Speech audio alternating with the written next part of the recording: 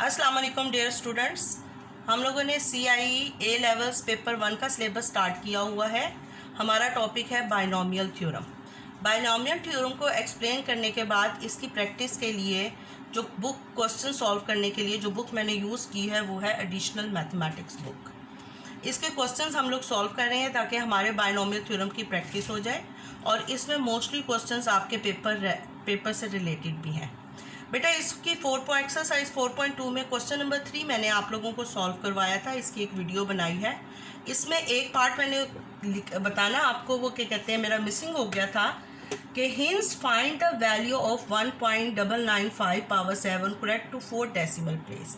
ये बेटा आपका इररेलेवेंट है फॉर A लेवल स्टूडेंट्स, ठीक है, इसलिए हम नहीं कर रहे। आज इंशाल्लाह ताला हम लोग क्वेश्चन नंबर 4 और क्वेश्चन नंबर 5 करेंगे। क्वेश्चन नंबर 4 में देखेंगे find the non zero value of A and B। A और B नॉन जीरो नंबर्स हैं, इनकी वैल्यू फाइंड करें for which 2x minus a cube is equal to this. कि अगर हम इसको एक्सपैंड करें तो ये किसके इक्वल आता है, 8x क्यूब और दिस। वो कहता है find the value of A and B। यानी पहले हमने इसको बाइनोमियल थ्योरम्स के साथ एक्सपेंशन करनी है और फिर इसके कोफिशिएंट्स को इक्वेट कर देंगे तो हमारा आंसर सॉल्व हो जाएगा।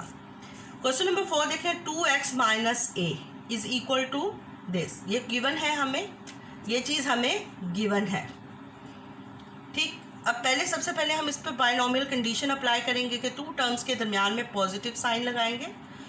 2x plus minus a power 3, ठीक। ये बाइनोमियल का केस 2 है कि ये 1 नहीं है फर्स्ट टर्म, तो इसलिए हम यहाँ पर सॉल्व कर रहे हैं। फर्स्ट टर्म क्या होगी, 2x की पावर 3, 3c1, 2x की पावर 3 माइनस 1 2 और माइनस a की पावर ये वाला 1 प्लस 3c2, 2x 3 माइनस 2 1 होता है इसलिए हमने 2x लिख दिया और माइनस a का स्क्वायर ये और प्लस लास्ट टर्म होती है माइनस a की पावर 3। इसको बेटा जब हमने कैलकुलेटर से सॉल्व किया, अब आपको इस कॉम्बिनेशन लेने आते हैं, पावर्स वगैरह, कैलकुलेटर वर्क आप लोगों को आना चाहिए। 8x क्यूब और सारा काम आपने कैलकुलेटर से करना है क्योंकि आपके पास इतना टाइम नहीं होता कि आप हैंड सॉल्व प्रैक्टिस करें। 8x cube minus 12ax square plus 6a square x minus a cube, ये हमारे पास इसका आंसर आ गया। अब ये वाली पूरी टर्म वो कहता है कि जब इसकी एक्सपेंशन की तो ये किसके इक्वल है, ये इस गिवन थिंग के इक्वल है, वो हमने इसको इक्वल कर दिया। अब हम कोफिशिएंट ऑफ x क्यूब को इक्वेट करेंगे। x क्यूब का कोफिशिएंट देखें, दोनों तरफ 8 8 है।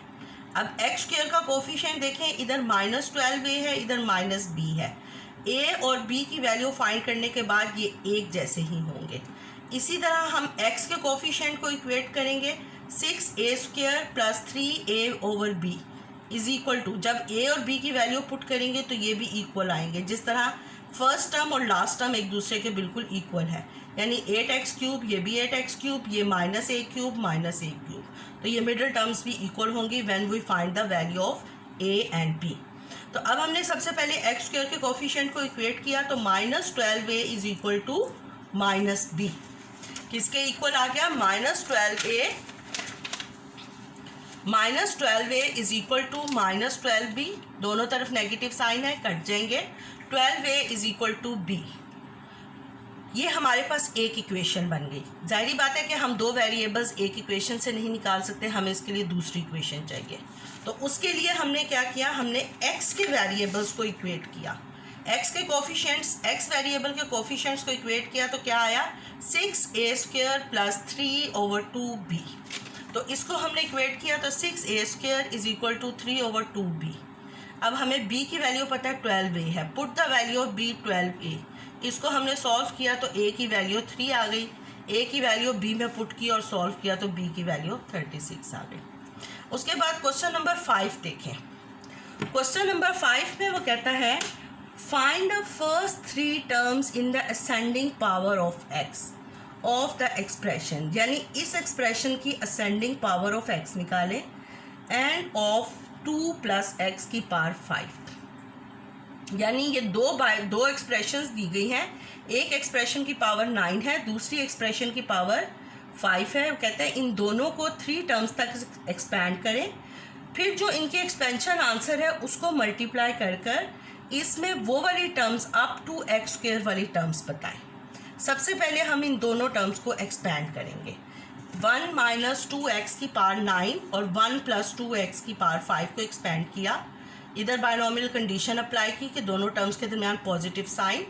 फर्स्ट 3 टर्म फर्स्ट 1 की पावर कोई भी हो जाए, 9 है तो वो आंसर क्या आएगा हमारे पास 1 प्लस 9c1 माइनस 2x ये वाली power 1 plus 9c2 minus 2x square.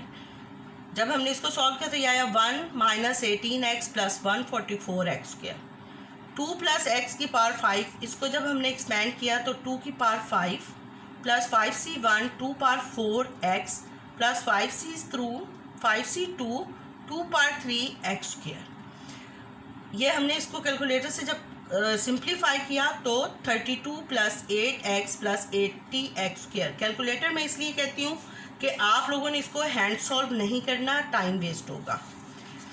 अब बेटा ये कहता है कि आफ्टर 3 टर्म्स की एक्सपेंशन के बाद इन दोनों को एक दूसरे से मल्टीप्लाई करें और अप टू एक्स स्क्वायर तक लिखें।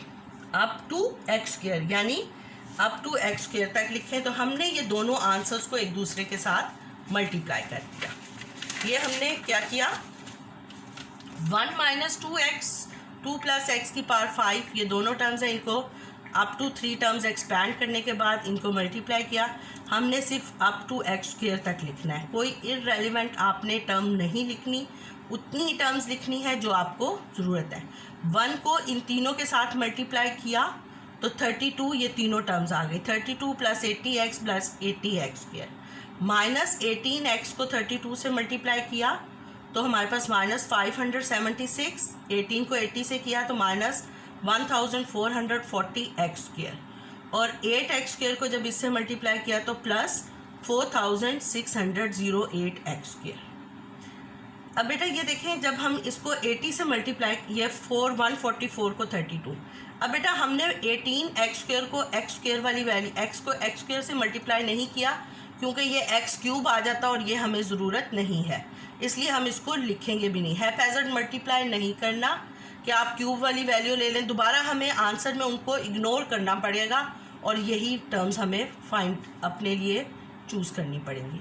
उसके बाद बेटा हमने ये भी x टर्म है, ये भी x वेरिएबल है, इन दोनों को सॉल्व किया, सिंप्लीफाई किया प्लस माइनस करके तो हमारे पास आया 496x प्लस इन 3 टर्म्स हैं x स्क्वायर की, इसको सॉल्व किया तो 3248x स्क्वायर आया।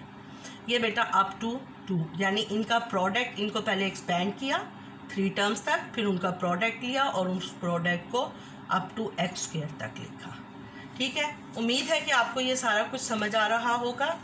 और बेटा अगर आपको ये सारा कुछ समझ आ रहा है तो आप मेरे चैनल को सब्सक्राइब कर दें और बेल आइकन दबा दें।